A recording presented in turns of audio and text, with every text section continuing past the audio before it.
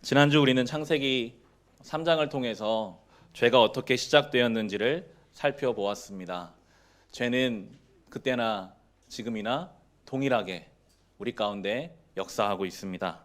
똑같은 방식으로 죄는 오늘도 일합니다.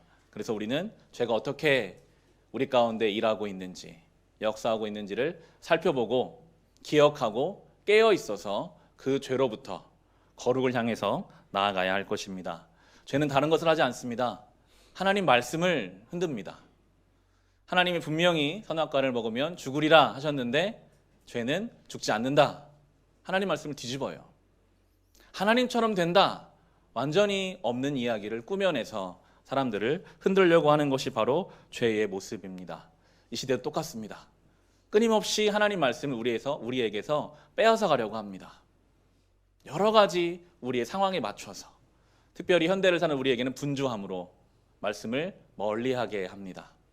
여러 가지 세상 것들로 하나님 말씀보다 더 좋아 보이게, 세상의 가치를 따르면 정말 하나님처럼 될 수 있을 것 같이 우리를 그렇게 유혹합니다. 그때 우리는 분명하게 하나님 말씀을 붙잡고 중심을 지켜야 합니다. 그게 에덴 동산이었거든요. 하나님 말씀이 있을 때 에덴 동산, 울타리가 온전히 세워져서 그 기준 안에 살 수 있고요. 하나님 말씀이 중심에 서 있을 때 그 말씀을, 창세기에서는 선악과죠. 그 선악과를 바라보며 하나님이 살아계시지, 순종하라고 하셨지, 그 말씀을 나의 삶의 기준으로 삼아야만 에덴에서 강줄기가, 생명이 막 뻗어나가는데, 말씀을 잃어버린 인생은요, 울타리가 무너져 버려요. 다 혼란스럽습니다. 뭐가 무엇인지 알지 못하죠. 그리고 결코 그 인생에서 생명의 강줄기가 흘러갈 수 없고 악한 것이 흘러가고 불평이 흘러가고 원망이 흘러가게 되어 있는 것입니다. 죄는 그렇게 오늘도 우리 가운데 일하고 역사하고 있는데, 하와가 언제 이 죄에 무너졌습니까? 혼자 있을 때였어요. 아담과 함께 있을 때가 아니라 혼자 있을 때 뱀이 와서 하와에게 말을 걸고 넘어지게 했습니다. 여러분, 하와는 정말 좋은 환경에 있었거든요. 하나님과 언제든지 교제할 수 있는, 걱정 근심이 없는 상황임에도 인간이 얼마나 연약한지 혼자 있을 때는 흔들리고 넘어지게 되어 있기 때문에 당연히 우리가 흔들리는 것은 어쩌면 지극히 당연한 일입니다. 혼자 있을 때, 독처할 때, 이것은 단순히 물리적인 혼자 있음도 이야기하겠지만 소통의 부재를 이야기합니다. 만약에 하와가 그 유혹의 자리에서 한 번이라도 내가 그러면 이 결정을 나 혼자 내리지 않고 내가 아담에게 가서 같이 이야기를 해보고 그리고 내가 결정하겠다라고 했다면 그 유혹을 쉽게 물리칠 수도 있었을 것입니다. 아니면 더 좋은 것은 잠깐만 내가 하나님한테 한번 가서 물어볼게. 정말 내가 이걸 먹으면 죽지 않고 하나님처럼 되는지, 하나님 이야기만 꺼냈으면 그 뱀은 바로 도망가 버렸을 것입니다. 여러분이 혼자 내리는 어떠한 생각과 결정들이 있습니다. 혼자 분노하고, 혼자 상처받고, 혼자 염려하는 내 생각 속에, 내 삶 속에 어떤 일들, 끊임없이 여러분 누구하고도 소통하지 못하게 하고 혼자 생각하게 하는 것들이 있어요. 사람만 다르겠지만 그것이 어둡고 불안과 염려로 여러분을 끌고 들어가려고 할 때 딱 멈춰서서 잠깐 내가 이 문제를 하나님 앞에 가져나가서 물어봐야겠다 라고만 여러분이 할 수 있다면 그 문제는 여러분을 절대 흔들 수 없습니다. 그걸 가지고 주님 앞에 나와서 하나님, 제가 이것 때문에 이런 생각이 듭니다, 제가 이것 때문에 너무나 힘들고 어렵습니다 라고 주님 앞에 꺼내놓는 순간 악한 세력은 떠나가게 되어 있거든요. 그 문제를 가지고 여러분이 신뢰할 만한 믿음의 공동체, 사랑하는 사람과 나눈다면, 내가 이런 문제로 어려워하는데 나를 위해 기도해 주세요, 내가 어떻게 하면 좋을지 모르겠습니다, 답을 얻지 못한다 할지라도 그 나누는 순간에 그 문제는 작아지고 다르게 볼 수 있게 되는 역사가 우리 가운데 있습니다. 안타깝게도 하와는 그러지 못했고 선악과를 취했고 그 죄는 퍼져가서 아담까지 흘러갔습니다. 그 결과는요, 무서워서 숨는 거였어요. 하나님의 낯을 피해서 숨어 들어갔을 때, 자신들의 모습이 드러나서 부끄러워서 잎사귀로 자기 연약함을 가리고 숨어 들어갔을 때, 그때 하나님이 아담과 하와를 부르시는 내용이 3장 9절에 나옵니다. 3장 9절 말씀 한 장 앞으로 넘기셔서 3장 9절에 보면 주 하나님이 그 남자를 부르셨다. 내가 어디에 있느냐. 하나님이 어떤 말투로 부르셨을까요? 화가 나서? 네가 어딨냐? 분노해서 하나님 부르셨을까요? 저는 묵상할 때 안타까움을 부르셨을 것 같아요. 아담아, 네가 어디 있냐? 죄를 지었더라도 하나님 앞에 어찌할 바를 모르게 항복하는 마음으로 나왔다면 하나님이 그걸 어떻게 대해 주셨을까? 아담은요, 그러지 못하고 숨어 들어갔어요. 두려워서, 무서워서. 하나님이 부르세요. 아담아, 네가 어디 있니? 원래 네 자리는 여긴데, 여기서 빛을 받고 여기서 안식을 누리고 여기서 평안함을 누려야 하는 네가 지금 어디 가서 두려워하고 어디에 들어가서 염려하고 어디로 숨어 들어가고 있느냐라고 하나님이 부르고 계시는 이 하나님의 부름은, 이게 바로 은혜의 시작이거든요. 성경 전체가 이 하나님의 부름입니다. 너희가 어디 있느냐? 죄 가운데 있을 너희가 아닌데 너희가 어디로 가고 있느냐? 왜 거기서 서성이느냐? 하나님이 계속 성경 내내 부르세요. 그 부르심의 꼭대기가 예수의 십자가죠. 내가 죽기까지 너희를 사랑하는 너희가 어디를 가고 있느냐라고 부르시는 하나님의 음성이 성경 전체를 흐르고 있는 것입니다. 하나님이 오늘 우리를 그렇게 부르고 계십니다. 너희가 어디 있느냐? 우리 육신은 여기 와 앉아 있을지라도 꼭 우리의 마음과 영혼이 하나님을 떠나서 방황하고 두려워하고 옆에 사람을 원망하고 후회하고 있는 가운데 있는 우리를 부르세요. 너희는 그렇게 살아갈 존재가 아니다. 빛으로 나오라, 은혜로 나오라 라고 부르시는 하나님의 음성입니다. 그리고 하나님이 11절에 죄의 내용을 물으시는 게 나오는데요. 3장 11절 같이 읽어보겠습니다. 하나님이 물으셨다. 내가 벗은 몸이라고 누가 일러주더냐? 내가 너더러 먹지 말라고 한 그 나무의 열매를 내가 먹었느냐? 왜 도망갈 수밖에 없었는지를 짚어주세요. 하나님 말씀에 불순종했기 때문에 지금 두려운 거거든요. 선악과를 먹지 말라고 했는데 너희가 그걸 먹었느냐? 불순종했느냐? 말씀을 무시했느냐? 그게 지금 너희들을 도망가게 했고 두렵게 했고 부끄럽게 한 것이다라고 분명하게 이 문제의 원인을 짚어주고 계시는데, 그런데 아담이 그걸 깨닫지 못하거든요. 여러분, 우리의 인생이 뭔가 두렵고 가리고 싶고 평안함이 없고 안식이 없는 이유가 여기에 있습니다. 하나님을 향한 불순종이에요. 말씀을 떠나고 말씀을 따르지 않는 인생은 다 그렇게 숨어 들어가게 되어 있고 뭔가 가리고 싶고 불안하고, 그게 우리의 모습인데, 아담의 반응은 내가 불순종했습니다가 아니었죠. 핑계를 대기 시작합니다. 12절에 보면 그 남자는 핑계를 대었다. 하나님께서 저와 함께 살라고 짝지어 주신 여자, 그 여자가 그 나무 열매를 저에게 주기에 제가 그것을 먹었습니다. 내가 불순종에 숨었습니다가 아니라 저 여자 때문에 그랬고 저 여자를 나에게 만들어주신 하나님 때문입니다라고 내 주변의 상황 환경을 탓하기 시작합니다. 문제를 보는 눈이 완전히 망가져 버렸어요. 나의 잘못입니다. 내가 말씀을 떠나서 그랬습니다가 아니라 내 상황 때문에 이런 겁니다. 왜 내가 이런 상황을 살던 하나님 가만히 계셨습니까? 라고 상황과 환경과 하나님을 탓하는 이 아담의 모습, 때로 그것이 우리의 모습이거든요. 내 삶에 있는 이 두려움이 내가 하나님 앞에 불순종과 불신앙 때문에 생긴 것인데 우리는 그렇게 인정하지 않고 내 가족 때문이야, 내 부모 때문이야, 이 나라 때문이야, 상황 때문이야, 하나님 때문이야, 수없이 주변을 핑계로, 원망으로, 비난으로 그렇게 해야 뭔가 마음이 편해지는 것 같은 그런 죄의 모습들을 지금 아담이 보이고, 때로 우리가 그렇게 해갈 때 해결할 수 있는 눈을 잃어버려요. 내가 빨리 주님께 돌아가야겠다, 이게 아니라 원망과 그 자리에 주저앉는 것밖에 남지 못하는 것이죠. 이러한 아담은 하나님의 질서의 에덴에 어울리지 않았고요, 하나님이 쫓아낼 수밖에 없었습니다. 어울리지 않는 이 에덴의 일부가 될 수 없는 이 아담이 쫓겨나게 되는데요. 그러나 참 감사한 것은 지난주 우리가 설교했던 것처럼 죄의 시작은 은혜의 시작과 함께 갑니다. 죄의 역사보다는 은혜의 역사가 더 커요. 하나님의 은혜가 이 죄를 덮습니다. 아담이 에덴에 어울리지 않아서 에덴에 추방시키기 전에 하나님이 아담과 하와를 부르셔서 가죽옷을 지어 입히시거든요.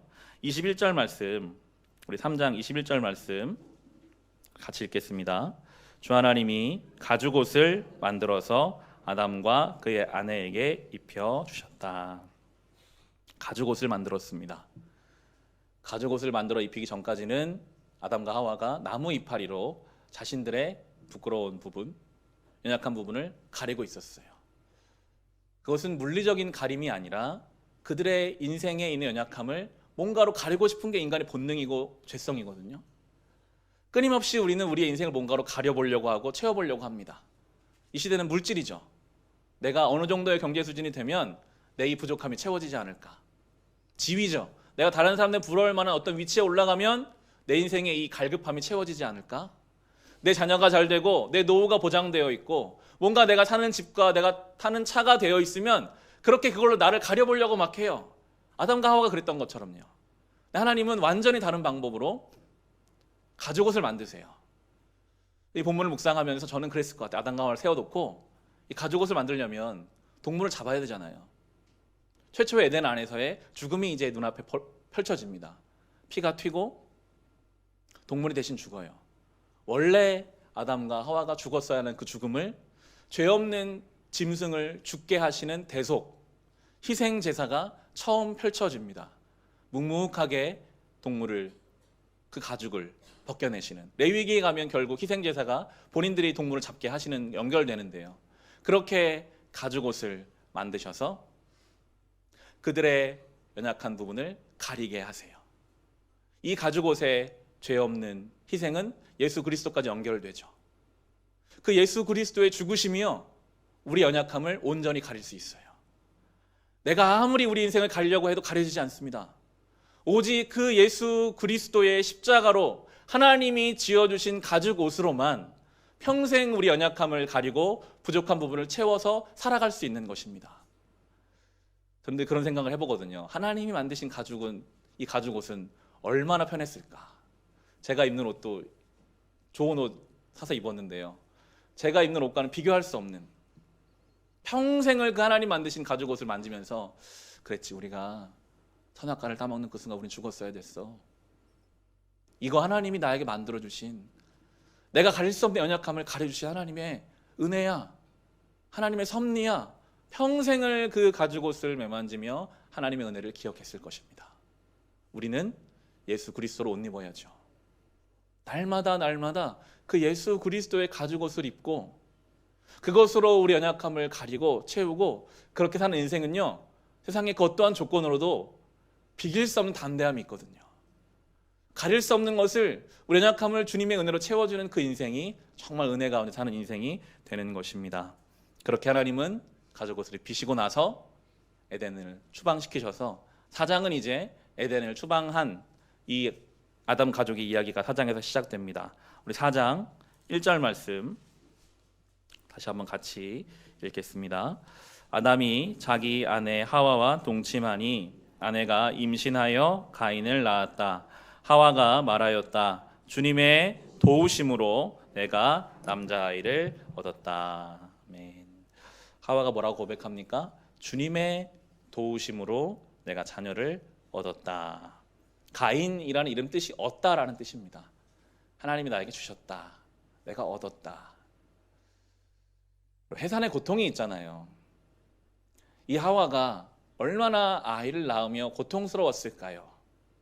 처음 경험하는 그 해산의 고통과 수고, 그리고 이 아이를 길러야 되잖아요. 저는 요즘 아이들을 키우면서 부모님 도움 없이 아이를 키우는 사람들이 얼마나 대단한 사람들인가 하는 생각을 하는데, 부모님 없잖아요. 혼자서 이 아이를 키워야 되는 수고와 희생과 고통이 있어요. 그러면 내 수고로 내가 고통스러워서 내가 열심히 해서 이 아이를 키웠다 얻었다가 아니에요. 하와는 지금 뭐라고 합니까? 하나님의 은혜로, 하나님의 도우심으로 내가 이 아이를 얻었다. 그 이름까지 얻었다라는 뜻의 가인으로 짓고 있습니다. 하와는 알죠. 하나님을 옆에서 본 하와는 내가 누리는 모든 것이 하나님이 주신 것임을 인정할 수밖에 없습니다.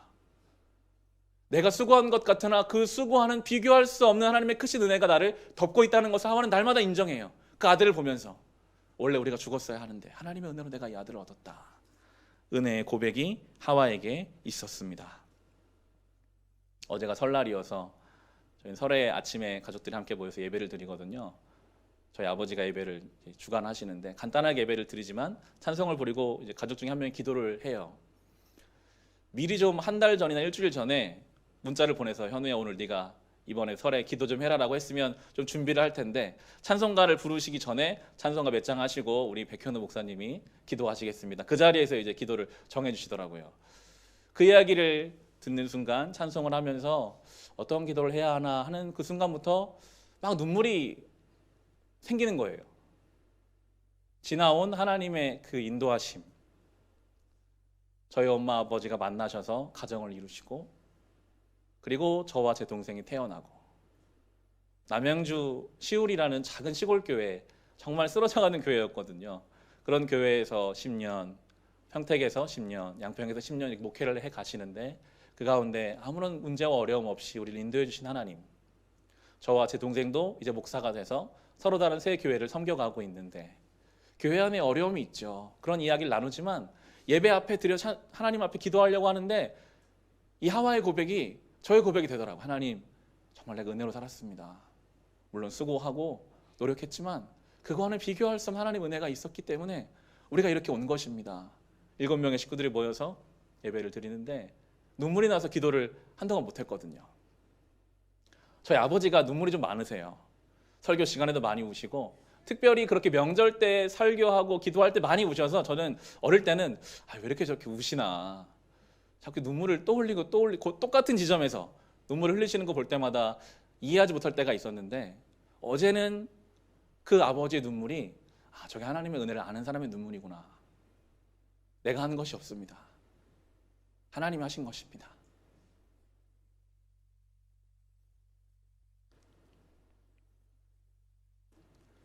하와는 아마 그런 눈물을 가지고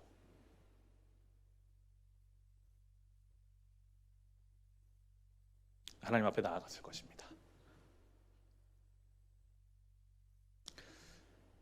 그렇게 가인과 아벨이 이제 자라났습니다. 가인은 농부가 되었고 아벨은 목자가 되어서 각자의 소산물을 가지고 하나님 앞에 예배를 드리는데 하나님이 형인 가인의 제물은 받지 않으셨고요. 동생의 제물을 받으시는 내용이 이어지는 3절과 4절, 5절의 말씀입니다. 우리 3, 4, 5절 같이 읽겠습니다. 세월이 지난 뒤에 가인은 땅에서 거둔 곡식을 주님께 제물로 바치고 아벨은 양떼 가운데서 맛배의 기름기를 바쳤다. 주님께서 아벨과 그가 바친 제물은 반기셨으나 가인과 그가 바친 제물은 반기지 않으셨다. 그래서 가인은 몹시 화가 나서 얼굴빛이 달라졌다. 아멘. 이 본문이 우리에게 주시는 메시지가 참 큰데요. 이 3, 4, 5절을 보면 우리가 묵상할 첫 번째는 하나님이 받으시는 예배가 있고 하나님 받지 않으시는 예배가 있다라는 것입니다. 다 하나님 예배를 받으시는 게 아니라 받으시는 예배, 받지 않으시는 예배가 있습니다. 우리가 예배를 드리고 신앙생활을 우리 나름대로 한다고 해서 하나님 다 받아주시는 것이 아닙니다. 나를 만족시키는 예배가 있습니다. 오늘 찬양이 내가 아는 찬양이었어. 오늘 말씀이 나에게 참 은혜가 됐어. 이 교회의 어떤 온도, 이 교회의 분위기, 인테리어, 예배 형식 이런 것들이 나를 만족시키는 예배야. 내가 신앙생활하면서 내 가족이 잘 되고 내 자녀가 잘 되고 내가 기도하는 일들이 막 이루어지면 나에게 만족스러운 예배, 나에게 만족스러운 신앙이 될 수 있지만 그러나 우리는 그렇게 신앙생활하는 사람들이 아니거든요. 우리의 관심은요, 하나님이 과연 오늘 내 예배를 받으셨을까? 나의 하루의 신앙인으로서의 삶이 하나님 앞에 정말 기쁨이 되었을까? 그게 우리의 질문이 되고 그게 우리 중심이 되어야 합니다. 물론 처음에는 우리 중심으로 신앙생활을 시작해요. 대부분의 사람은 내 위로를 받기 위해서 나의 아픔을 치료받기 위해 주님께 나오죠. 그러나 그렇게 계속 가서는 안 됩니다. 어느 순간 반드시 우리는 하나님이 나의 예배를 받으시는가? 나의 중심은 하나님 앞에 올바른가? 여기로 옮겨지지 않으면 우리의 신앙은 정말 어린아이 같은 수준에서 멈출 수밖에 없을 것입니다. 여러분의 마음을 상하게 하는 사람이 교회 안에 있을지라도, 여러분의 기도를 들어주시지 않는 것 같은 하나님이 계실지라도 내 만족, 내 기쁨이 아니라 나의 하루하루가 하나님 앞에 어떤 것인지를 우리가 돌아봐야 할 것이고요. 특별히 가인과 아벨의 제물을 비교할 때 가인이 드린 것은 땅에서 곡식을 드렸다고 하고, 아벨은 우리 성경의 맛배의 기름, 처음 난 어린 양입니다. 처음 태어난 어린 양을 하나님 앞에 드렸다라고 나오게 되는데요. 이 둘의 차이, 곡식과 어린 양의 차이를 비교할 때 대부분의 성경 주석에서는 피 흘림을 이야기합니다. 피 흘림이 있었다. 아벨의 제사에는 하나님 앞에 잡아서 피를 흘리는 그 희생이 있었다라고 그렇게 해석을 합니다. 히브리서 11장에 보면 이 아벨의 예배가 언급되는데요. 히브리서 11장 4절에 보시면 믿음으로 아벨은 가인보다 더 나은 제물을 하나님께 드렸습니다. 피 흘림이 믿음으로 연결되고 있어요. 우리의 예배와 우리의 신앙에도 피 흘림이 있어야 합니다. 희생이 있어야 합니다. 여러분, 믿음이 있어야 피 흘림의 희생이 있을 수 있거든요. 우리가 예수를 믿기 때문에 저 세상 사람들을 향해서 넉넉하게 져줄 수 있고, 우리가 예수를 믿기 때문에 오래 참아줄 수 있고, 예수를 믿기 때문에 신앙 양심에 타협하지 않을 수 있는, 그게 피 흘림이거든요. 희생입니다. 그것이 믿음이라고 오늘 우리에게 말씀해주고 계시고요. 그리고 저는 교회적으로 좀 더 구체적으로 할 때는 저에게는 하루에 첫 시간을 드리는 것, 교회적으로는 새벽 예배가 될 수 있겠죠. 성전에 나오지 못한다면 내 하루의 첫 시간을 분주하고 10분이라도 더 잠을 자고 싶고, 그러나 그 시간을 하나님 앞에 드릴 수 있다면, 하나님, 제가 오늘 이 하루도 주의 은혜로 삽니다. 희생이잖아요. 피곤함이고요, 어려움이지만 그렇게 우리의 것을 중심을 다해 주님 앞에 드려질 때, 그때 하나님의 영광되고 하나님 기뻐 받으시는 예배가 드려질 것입니다. 그리고 성경은 3, 4, 5절을 잘 읽어보시면 가인의 예배가 아니라 가인과 그의 예배, 아벨과 그의 예배라고 합니다. 단순히 예배만 받으시는 게 아니라 그 사람과 그 사람의 예배를 동일시하세요. 그냥 이 자리에 1시간 예배가 아니라요, 우리의 삶 전체가 하나님의 예배가 돼야 되는 것입니다. 이미 첫 예배 때부터 그건 나와 있었어요. 우리의 삶이 예배가 돼야 하는 것인데, 어떻게 우리가 삶을 예배로 드릴 수 있을까? 올해 우리의 말씀이 여기 있죠. 떠나라, 그리고 가라. 저는 이게 삶의 예배로 해석되더라고요. 우리가 떠나야 할 자리를 떠나는 것이 삶의 예배입니다. 여러분, 붙잡고 있는 어떤 자리, 내가 이거 떠나야 하는데, 내가 이제 이거 그만해야 되는데, 그 자리를 떠나면 뭔가 두렵고 아쉽고 잘 안 되는 그 자리를 말씀에 순종해서 떠나는 것이 삶의 예배고요. 그리고 가라, 그리고 나서 주님 원하시는 자리를 향해 가는 것, 피 흘림이 있어도 가는 것, 아무도 인정해 주지 않아도 가는 것, 사랑하는 자를 가라면 사랑하라고 가고, 기뻐하는 자는 기뻐하러 가고, 그 자리를 내가 두려워도 떨려도 가는 것이, 그것이 바로 삶의 예배가 될 것입니다. 여러분, 어려운 일입니다. 떠나는 것은 어려운 일이에요. 불편한 일이에요. 그럼에도 우리는 떠나야 하고요. 언제까지 가야 합니까? 어디까지 가야 합니까? 그것조차 알지 못하는 그 상황 속에서도 내가 오늘 하루 주님 말씀을 향해 가야지 라고 하는 것이 삶의 예배가 될 것입니다. 이어지는 6절, 7절을 보면 왜 하나님이 가인의 예배를 받지 않으셨는지를 우리는 알 수 있습니다. 6절과 7절도 우리 같이 읽겠습니다. 주님께서 가인에게 말씀하셨다. 어찌하여 내가 화를 내느냐? 얼굴빛이 달라지는 까닭이 무엇이냐? 내가 올바른 일을 하였다면 어찌하여 얼굴빛이 달라지느냐? 내가 올바르지 못한 일을 하였으니 죄가 너의 문에 도사리고 앉아서 너를 지배하려고 한다. 너는 그 죄를 잘 다스려야 한다. 얼굴빛이 달라져 버렸습니다. 그가 평소에 하나님을 어떻게 생각했는지 알 수 있죠. 제 생각에 아벨이었다면, 중심이 있는 아벨이었다면 하나님 앞에 죄송해요. 주님, 제가 주님 앞에 뭘 제대로 못 드린 게 있을까요? 겸손히 엎드려야죠. 물어야죠. 그런데 가인은 화를 냅니다. 왜 내 예배를 안 받아줍니까? 왜 내 동생 예배는 받아주고? 하나님을 전혀 경외하지 않아요. 두려워하지 않아요. 하나님을 자기 동급으로 혹은 그 이하로 생각하고 있어요. 자기 만족을 위해 예배를 드리는 것이 지금 분명히 드러나고 있죠. 그리고 하나님이 경고하시죠. 죄가 지금 너의 문 앞에 도사리고 있다. 지금 너를 어떻게든지 흔들려고 지금 네 앞에 있으니 너는 죄에게 다스림 받지 말고 네가 죄를 다스려야 한다. 우는 사자와 같이 우리를 삼키려고 늘 죄는 우리의 문 앞에 기다리고 있습니다. 우린 영적 전쟁터에 나가는 마음으로 우리 일상을 살아가야 합니다. 베드로전서 5장 8절에 정신을 차리고 깨어 있으십시오. 여러분의 원수 악마가 우는 사자같이 삼킬 자를 찾아 두루 다닙니다. 라고 경고합니다. 신약의 서신서의 많은 서신서 곳곳에서 우리의 믿음의 선배들은 경고했습니다. 영적 전쟁이다. 사탄은 끊임없이 우리를 공격한다. 어떻게든지 우리를 흔들려고 한다.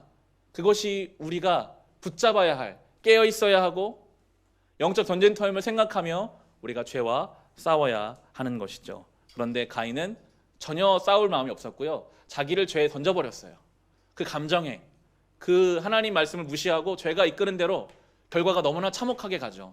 동생을 죽이는 일이 발생하게 됩니다. 8절, 9절 같이 읽겠습니다.